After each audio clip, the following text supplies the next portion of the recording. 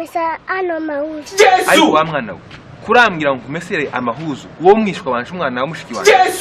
si mesi yo myenda yawe ugenda uheze nyoko ari wimesa njewe nyokorume ntasoni mesere umwana w'umukobwa imyenda ntasoni abana bubu babaye gute ntoratangaye n'ukuri kw'Imana wo mwijuru genda uhishire nyoko vuwine uranze miyo subiramo uranze miyo ndanze ugenda ushize kwa nyoko ko kufitiye amabanga ndakurega kurima